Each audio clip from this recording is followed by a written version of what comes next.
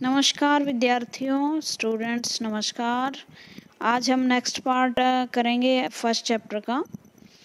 First chapter में मैंने आपको बताया था पॉलिटिक्स क्या है, पॉलिटिकल साइंस क्या है। उसके बाद हम शुरू करते हैं different meaning and definition of political science, और उसके बाद इसमें आता है पहला politics as a science and politics is a arts. सबसे पहले आप पता होना चाहिए कि आर्ट्स और साइंस में क्या फ़र्क होता है। देखो, साइंस जो होती है वो फिजिकल वर्ल्ड को जानती है, फिजिकल वर्ल्ड को एक्सपेरिमेंट करती है। जो चीज़ हमें, जिसको हम सर्च कर सकें, जिसको इन्वेंट कर सकें, जिसको तर्क के आधार पर, तर्क मीन्स रीज़न के आधार पर हम सही साबित कर दें with data and facts, with fact तथ्य लेंगे हम। जिस चीज़ को हम क्या कर दें, प्रूव कर दें कि ये जो चीज़ है, साइंस है, और ये क्या बता रहा है, आपका फैक्ट बता रहे हैं। फैक्ट के आधार पर किसी भी चीज़ को हम सही साबित करते हैं, ट्रुथ, सच्चाई जो है वो सामने आ जाए, उसे हम क्या कहते हैं, वो साइंस है। जैसे हम कहें पृथ्वी गोल है, ठीक है, पृथ्वी जो है वो अंडाकार है, गोल नहीं है, और ऊपर से चपटी हुई है। तो ये मेरा अनुमान नहीं है, इसमें होनी चाहिए जैसा कोई बात नहीं है, इसमें है। और वो पता हमें कैसे चलेगी? जो सैटेलाइट्स वगैरह की जो तस्वीर होती हैं उससे, या जो चंद्र ग्रहण लगता है उससे, बहुत सारे जो, जब हम पूरी तरह से फैक्ट के आधार पर ये इंश्योर कर लें कि पृथ्वी गोल ही है, ये, और ये सच्चाई है, ये यूनिवर्सल ट्रूथ है, इसको कोई झुटला नहीं सकता है, दैट मीन्स ये साइंस है, ठीक है। आर्ट में इस तरह के फैक्चुअल ट्रूथ की हम उम्मीद नहीं कर सकते। जैसे इसमें तो क्या है, क्या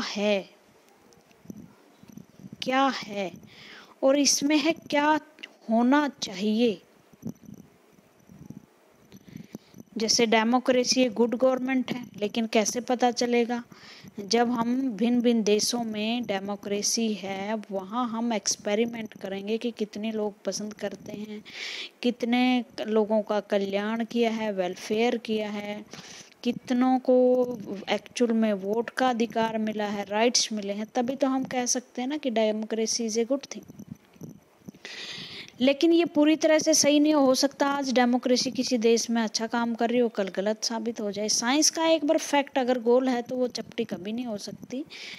लेकिन जो आर्ट्स के जो है फैक्ट है वो बदलते रहते हैं, ठीक है ना। कुछ चीज़ें ऐसी हैं जो अनुमानों पर आधारित है, कुछ ऐसी हैं जो किसी की कल्पना है, इमेजिनेशन है, कोई कल्पना चाहता, कोई गुडविल है कि कोई बहुत अच्छा चाहता है कि ऐसे समाज होने चाहिए, ऐसी समाज में कोई भूखा ना रहे, सब इक्वल हों, सबको फ्रीडम मिले। हम ये तो कह सकते हैं equality is a good thing, लेकिन इक्वालिटी मिलनी चाहिए, ये हम साइंस की तरह प्रूव नहीं कर सकते ये अब एक्चुअल में अच्छी है या नहीं है। तो इसका मतलब क्या है? इसका मतलब जो पॉलिटिकल साइंस जो शब्द लिखा हुआ है, साइंस, पॉलिटिकल साइंस के पीछे साइंस जो शब्द लिखा वो गलत है। क्या हम ये कहें कि पॉलिटिकल साइंस पूरी तरह से आर्ट्स है और इसको हम साइंस नहीं कह सकते? नहीं, पॉलिटिकल साइंस एक आर्ट्स भी है और एक साइंस भी है। अब ये कैसे हो गया? पॉलिटिकल साइंस इसलिए है, आर्ट्स तो इसलिए है क्योंकि ये बहुत सारे अनुमानों पर भी, गुडविल थ्योरीज पर निर्भर करती है।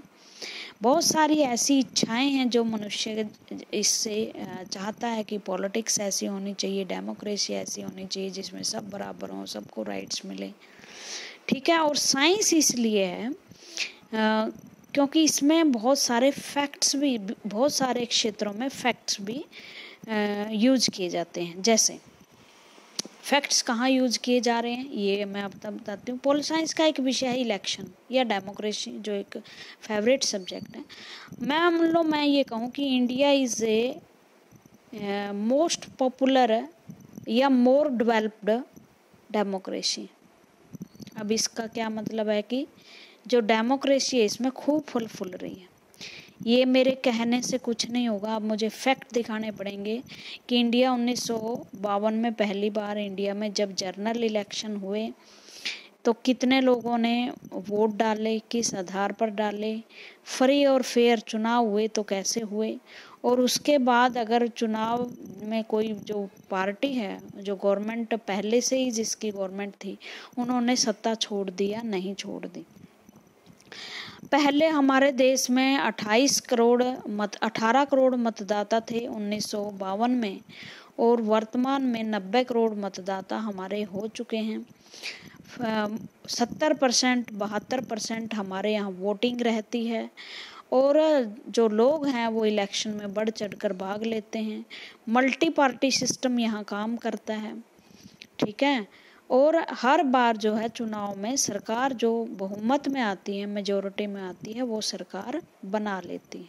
इसका मतलब क्या हुआ, तो इस कैलकुलेशन के आधार पर, इस फैक्ट के आधार पर हम एक कंक्लूजन निकालेंगे कि हमारे देश में डेमोक्रेसी क्या हो रही है, फल फूल रही है। तो ऐसे में ये सब्जेक्ट क्या हो गया, ऐसे में साइंस हो गया कि इसे फैक्ट के द्वारा प्रूव किया गया। इसका एक उदाहरण और मैं कहूँ कि 1992 में एक एक्ट पास हुआ, पंचायती राज एक्ट। ये मैं आपको 10th में पढ़ाती थी। और इसके तहत क्या हुआ, 73वें संविधान संशोधन हुआ, उसमें संविधान संशोधन हुआ और उसके तहत महिलाओं को 33% आरक्षण दिया गया, जो लोकल बॉडीज हैं उनमें। अब आपसे सवाल पूछा जाए कि क्या महिलाएं वास्तव में सशक्त हुई हैं इससे, क्या महिलाओं का पार्टिसिपेशन जो है पंचायतों में बढ़ा है, तो उसके लिए हमें फैक्ट उठाने पड़ेंगे कि फैक्ट क्या कहते हैं कि जो महिलाएं हैं अब सिर्फ 33% नहीं बल्कि इनकी 42% भागीदारी हो गई है। बहुत सारी जो महिलाएं हैं वो अपने डिसीजन खुद लेती हैं, ठीक है। और इस तरह से जो पंचायती राज से इतने % जो महिलाएं हैं वो विधानसभाओं में आई है। ये मैं डाटाज वैसे ही ले रही हूँ आपको समझाने के लिए एग्जाम्पल।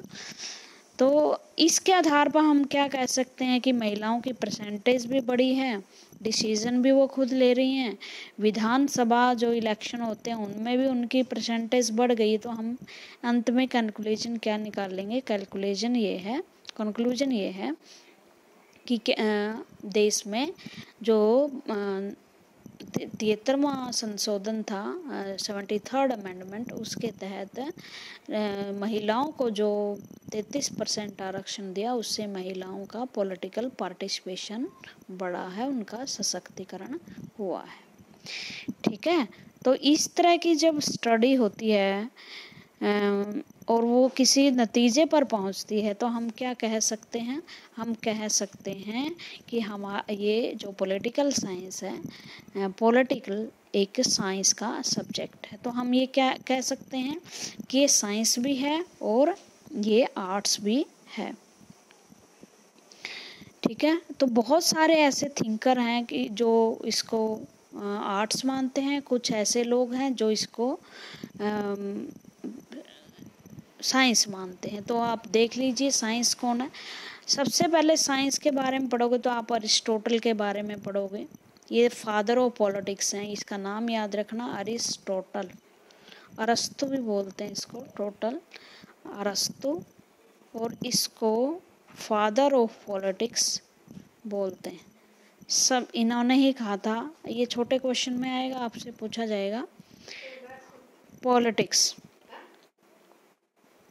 फादर ऑफ पॉलिटिक्स कहा जाता है। और इस वजह से इन्होंने कहा था कि पॉलिटिकल जो है एक साइंस है, राजनीतिक विज्ञान है और सबसे बड़ा विज्ञान है, क्योंकि सारे साइंस जो है इसके अंतर्गत आते हैं। Politics is A science. और ये बहुत सारे ऐसे लेखक हैं जैसे डेविड स्टन है, ये भी इसको साइंस मानते हैं। लेकिन वासबी जैसे जो लोग हैं वो पॉलिटिकल को साइंस न मानकर आर्ट मानते हैं। ठीक है, उसके बाद आगे अब हमने देखना है कि डिफरेंट जो लोग हैं वो पॉलिटिक्स के बारे में क्या कहते हैं। ये पॉलिटिक्स क्या है, पॉलिटिक्स है क्या, या ये किससे संबंधित है, इसमें किस चीज़ की स्टडी की जाती है, ये स्टडी किस चीज़ की करती है। सबसे पहले जो लेखक आएंगे ग्रीक मैंने यूनानी, यूनान से ही हम पॉलिटिकल साइंस का उदय मानते हैं, क्योंकि ग्रीक में जो है वो सिटी स्टेट हुआ करते थे। ठीक है, सिटी स्टेट का मतलब वहाँ छोटे छोटे राज्य थे। उन छोटे छोटे राज्यों में स्टोरी के रूप में याद करना, बड़े अच्छी ढंग से याद होंगे। सबसे पहले वहाँ एक विचारक हुए थे, बहुत बड़े विद्वान हैं। जब आप बड़ी बड़ी क्लास में पॉलिटिकल साइंस पढ़ोगे तो इनको अलग से पढ़ोगे आप। सोक्रेट्स, जिसे हम सोक्रेट्स को सुकरात भी बोलते हैं, ये एक गुरु शिष्य की परंपरा थी वहाँ। सुकरात का जो शिष्य था वो था प्लेटो, जिसे अफलातुन भी कहते हैं। अगर कहीं अफलातुन दिख जाए तो उसका मतलब प्लेटो है।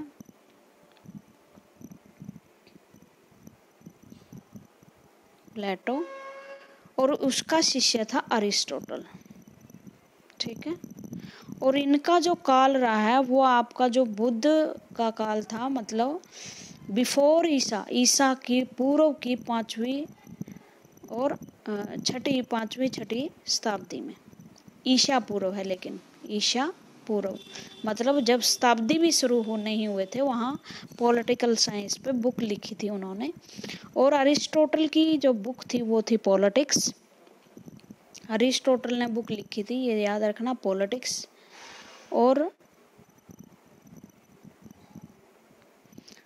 प्लेटो ने लिखी थी रिपब्लिक।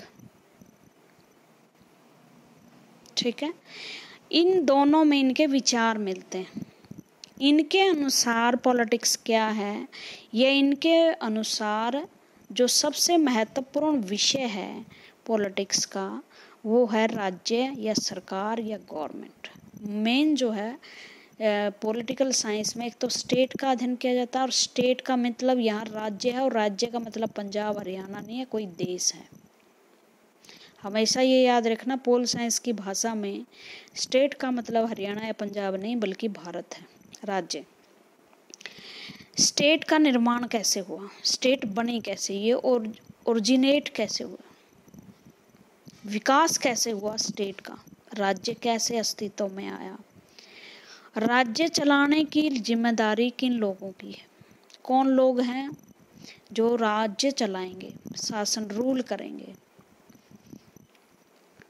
रूल कौन करेगा, रूल कैसा होना चाहिए, किस तरह की सरकार होनी चाहिए, what is the form of government, government किस तरह की होनी चाहिए, डेमोक्रेटिक होनी चाहिए, मोनार्की होनी चाहिए, किंग होने चाहिए, मिलिट्री होनी चाहिए, बहुत से लोगों का शासन होना चाहिए, मुट्ठी भर लोगों का शासन होना चाहिए। और सबसे बड़ी बात जो है वो ऑब्जेक्ट ऑफ द स्टेट।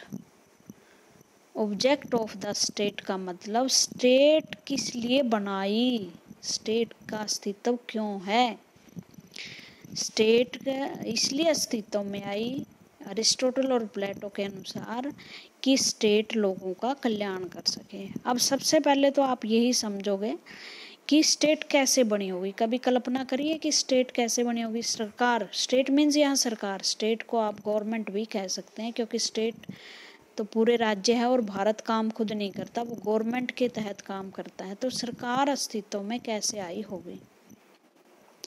अब शुरू में जब सभ्यता शुरू हुई होगी तब तो मनुष्य जंगलों में ही रहता होगा, तब तक तो कोई स्टेट बनी नहीं होगी। तो धीरे धीरे जब आदमी ने हैबिटेट करना शुरू किया, बसना शुरू किया, तो उसके बाद क्या है रूल्स की ज़रूरत होगी। ज़मीन जो प्राइवेट प्रॉपर्टी है आदमी ने वो शुरू की होगी, प्राइवेट प्रॉपर्टी की ज़मीन के टुकड़े को उसने अपने अंडर लिया होगा। प्राइवेट प्रॉपर्टी के साथ जो झगड़े हैं समाज में, कॉन्फ्लिक्ट जो है वो शुरू हुए होंगे, और कॉन्फ्लिक्ट को सुलझाने के लिए लोगों ने मिलकर राज्य का या गवर्नमेंट का निर्माण किया होगा, और शक्ति जो है कुछ व्यक्तियों या एक व्यक्ति के हाथ में दी होगी, जो उन्हें लगता होगा कि ये हमारे राज्य का कल्याण, ये हमारा कल्याण कर सकता है, ये हमारे कॉन्फ्लिक्ट को दूर कर सकता है। तो इस तरह से जो अरिस्टोटल थे और प्लेटो थे, प्लेटो ने कहा कि जो डेमोक्रेसी है वो गलत है। हाँ, आप हैरान रहोगे कि डेमोक्रेसी को प्लेटो ने नहीं माना। क्यों नहीं माना, ये इसका एक कारण है। वो हर आदमी इसलिए कि जब बुक लिखता है तो वो एक सिचुएशन से प्रभावित होता है, जो आसपास का जो उनका एनवायरनमेंट है उस टाइम, उससे प्रभावित होता है। उस टाइम सिचुएशन क्या थी, जो ग्रीक था, ग्रीक सिटी था, वो 30 लोगों के शासन के अंडर था, मतलब 30 लोग शासन किया करते थे, और ये जो 30 लोग हैं वो लॉटरी के माध्यम से चुने जाते थे। ठीक है, लॉटरी के माध्यम से तो गलत आदमी भी चुना जा सकता है, पर्ची ही तो डालनी है। तो इन लोगों की टर्नी बहुत बढ़ गई थी यूनान में, और यूनान जो है अपनी प्राचीन शोभा खो रहा था। तो और इन्हीं 30 लोग ये इतने अत्याचारी हो गए थे कि जो प्लेटो के गुरु थे सोक्रेट्स, उनको जहर पिला दिया गया था, जेल में रोक दिया था, क्योंकि सोक्रेट जो है वो सत्य बोलते थे, ट्रू सच्चाई जो है वो लोगों के सामने रख रहे थे, और वो 30 लोग इस सच्चाई को सहन नहीं कर पा रहे थे। उन्होंने इन लोगों का शासन को अत्याचारी शासन करार दिया था। और प्लेटो ने कहा था कि अगर इस तरह की डेमोक्रेसी से मेरे गुरु की हत्या होती है या वो अत्याचार करते हैं तो डेमोक्रेसी एक गलत चीज़ है, वो वर्तमान की डेमोक्रेसी से नहीं। देखो, अगर किसी व्यक्ति ने 2500 साल पहले कोई विचार दिए हुए, तो उसमें से कुछ विचार ही आधुनिक राज्य पर लागू होंगे। वो 2500 साल पहले जो समाज था उसी के लिए लिखे गए हैं। फिर इनको पढ़ने की क्या ज़रूरत है, पढ़ने ज़रूरी है, हिस्ट्री जाननी ज़रूरी है। तो प्लेटो ने कहा था कि जो स्टेट्स है, स्टेट का जो काम है वो लोगों का पर अत्याचार करना नहीं है। स्टेट का काम लोगों का वेलफेयर करना है, कल्याण करना है। और उन्होंने एक शब्द दिया कि जो स्टेट है वो लोगों के लिए है, लोग उसके लिए नहीं है। मतलब स्टेट साध्य है, साध्य का मतलब स्टेट साधन है, स्टेट इज मीन मैंने साधन, और साधन किस चीज़ का, लोगों के कल्याण का, ना कि साध्य का मतलब जो चीज़ हमें प्राप्त करनी है वो नहीं है कि स्टेट रह जाए और आदमी उसकी भेंट चढ़ जाए, बल्कि स्टेट इसलिए बनी है ताकि लोगों का कल्याण हो सके। तो इन्होंने सरकार को क्या कहा, ऐसी सरकार होनी चाहिए जो लोगों का कल्याण कर सके। और इसके कल्याण के लिए उन्होंने एक फिलोसफर किंग की थ्योरी दी थी कि जो राजा है वो फिलोसफर होना चाहिए, फिलोसफर, दार्शनिक राजा होना चाहिए। और इस राजा की कोई भी फैमिली नहीं होनी चाहिए। राजा विवेक का ज्ञानी होना चाहिए, तर्क संगत होना चाहिए, और डेमोक्रेसी नहीं होनी चाहिए। तो इसका मतलब इसने अपनी सिचुएशन के हिसाब से किस तरह के शासन की बात कही है, मोनार्की की, राजतंत्र की, लेकिन राजतंत्र ऐसा जो लोगों का कल्याण कर सके। और उसके विचार जो हैं, उनकी एक बुक है जिसका नाम रिपब्लिक है।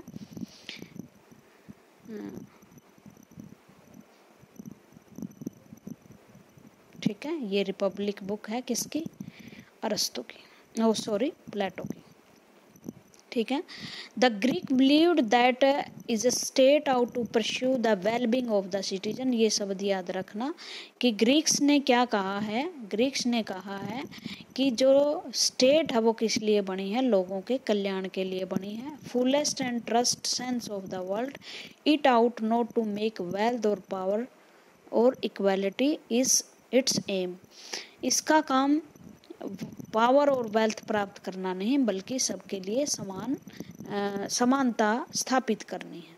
ठीक है, ये स्टेट का जो राज्य का वो काम है। और इसके लिए जो अरस्तु है उसने आइडल स्टेट, आदर्श राज्य की स्थापना करने का एक थ्योरी दी कि आदर्श राज्य की स्थापना कैसे होगी। और आदर्श राज्य के लिए आपको पता है फिलोसफर किंग की जो है कल्पना की थी। कल्पना इसलिए क्योंकि इस तरह की फिलोसफर किंग संभव नहीं होता। उसके बाद अरिस्टोटल के जो विचार हैं वो उसका शिष्य था। Aristotle who made the study of political systematic and scientific. देखो ये फादर ऑफ इसीलिए कहा जाता है फादर ऑफ पॉलिटिक्स, क्योंकि पॉलिटिक्स को इसी ने ही सिस्टमैटिक और साइंटिफिक बनाया था। उन्होंने कहा था कि ये मास्टर साइंस है, मतलब सभी साइंस की मास्टर है। और अरिस्टोटल की बुक थी पॉलिटिक्स, उसमें उसने क्या कहा था, उसने वैसे ही अरस्तु की प्लेटो की तरह अपनी बातें नहीं गढ़ी। जो प्लेटो की बातें हैं उसको यूटोपिया बोला जाता है। यूटोपिया मैंने होता है जो काल्पनिक हो, जो जिसे धरती पर ना उतारा जाए, कल्पनाशील, आदर्शवादी। लेकिन अरस्तु ये जानता था कि इस तरह के यूटोपिया से कोई राज्य का निर्माण नहीं हो सकता। इसलिए सबसे पहले उन्होंने क्या किया, उन्होंने 158 देशों का संविधान था उस टाइम, सिटी स्टेट्स थी 158, उनके संविधानों का अध्ययन किया, फिर कंपैरिजन किया।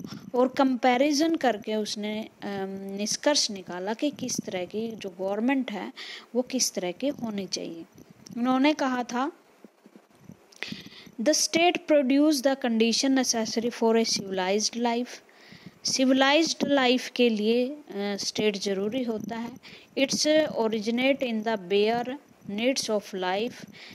ये जीवन सिर्फ और सिर्फ जीवन की आवश्यकताओं की पूर्ति के लिए पैदा हुई है और मनुष्य की गुड लाइफ के लिए ये कंटिन्यूस। ये बड़ा फेमस कोटेशन है इसकी। किसने कहा कि राज्य जो है मनुष्य की आवश्यकता है और ये उसकी भलाई के लिए जारी रहेगी, जीवित रहेगी, ये कहा था अरस्तु ने।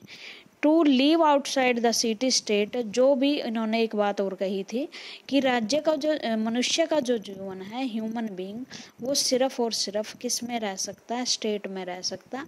स्टेट के बाहर या तो कोई संत रह सकता है या कोई पशु रह सकता है, क्योंकि संत और पशु दोनों को ही स्टेट की या कानून की या एक दूसरे से ज़रूरत नहीं पड़ती। लेकिन अगर आप समाज में हो तो समाज में आपको किस चीज़ की ज़रूरत पड़ेगी, आपको स्टेट की ज़रूरत पड़ेगी। तो इस तरह से इसकी कुछ विशेषताएं हैं जो ग्रीक ने दी थी, वो आप याद कर लेना। सबसे पहले तो इन्होंने कहा था it made no distinction between state and society. इन्होंने कहा था सरकार और समाज में कोई भेद नहीं है।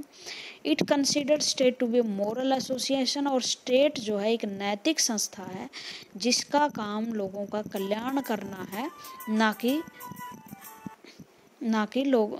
कि लोगों का शोषण करना। जो बाद में राज्य का काम हो गया था शोषण करना, वो इसका काम नहीं है। ये एक नैतिक संस्था है। उसके बाद जो है इसका काम ये एक आइडल स्टेट स्थापित करना चाहते थे जो एक आदर्श लाइफ की स्थापना कर सके। और एरिस्टोटल ने कहा कि एक मास्टर साइंस है। ये सारी चीज़ें आ ली हैं वैसे तो, फिर भी पॉइंट वाइज आप याद कर लेना।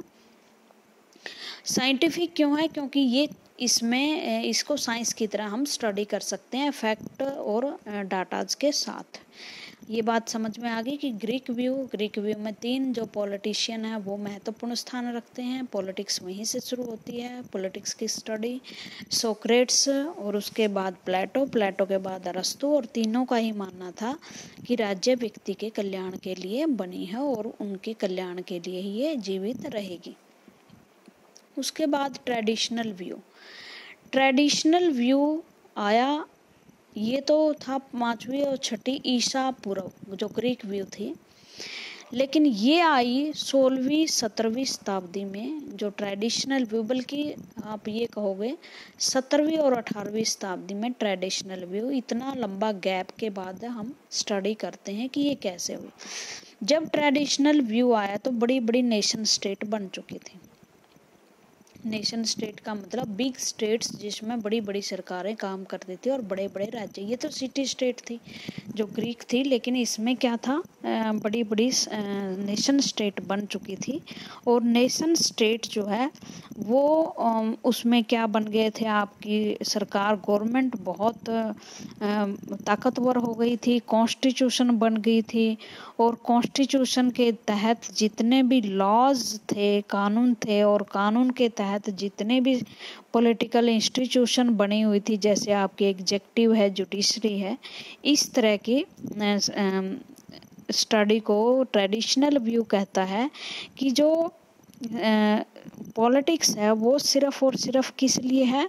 पॉलिटिक्स जो है एक ऐसा विषय है जिसके तहत हम स्टेट और गवर्नमेंट का अध्ययन करते हैं कि गवर्नमेंट कैसे काम करती है, गवर्नमेंट किन रूल्स के आधार पर काम करती है, गवर्नमेंट किस लिए बनी है, गवर्नमेंट की क्या क्या इंस्टीट्यूशंस हैं। इसके जो प्रोपोनेंट थे या एडवोकेट थे वो हॉब्स, ब्लंट्सली, गार्नर, गैटल एक्सेट्रा थे। और इनके अनुसार, ये आप नाम याद रख लेना क्योंकि ये भी आपके very very short answer question बनेंगे कि ट्रेडिशनल व्यू ऑफ पॉलिटिक्स के जो एडवोकेट थे वो कौन कौन थे। हॉब्स हैं जो 17वीं शताब्दी में हुए, ब्लंट्सली, गार्नर, गैटल एक्सेट्रा। उनके अनुसार क्या है, नेशन स्टेट पैदा हो गई थी, मैंने ये बता दिया था। उसके अनुसार जो पॉलिटिकल साइंस है वो study of states, study of state जिसमें राज्य का अध्ययन किया जाता है, उसको हम क्या कहते हैं, पॉलिटिकल साइंस। लेकिन और गार्नर ने भी कहा है कि पॉलिटिकल जो साइंस है वो begin and and with the state, वो शुरू होती है स्टेट से और एंड भी उसका स्टेट, राज्य से ही हो जाता है। उन्होंने कहा था कि पॉलिटिकल साइंस जो है एक ऐसा इंस्ट्रूमेंट है जिसके माध्यम से हम सरकार की जो पावर है उसकी स्टडी करते हैं। ये पॉलिटिकल साइंस के स्कोप दे रखे हैं कि उसमें क्या क्या पढ़ा जाता है, और भिन्न भिन्न जो थ्योरी दी है जो पॉलिटिकल थिंकर है उनके अनुसार जो पॉलिटिकल साइंस में क्या पढ़ा जाता है। ये सारी चीज़ें आपने याद रखना है, बहुत इम्पोर्टेंट चैप्टर है ये, आगे तक काम आएगा आपके। ठीक है। इसी तरह शीले ने क्या कहा है, political science investigate the phenomena of government as political economy deal with the wealth. इनमें से आप कोई भी दो अच्छी परिभाषाएं याद कर सकते हैं। उसके बाद जो है इन्होंने कहा कि जो पॉलिटिक्स है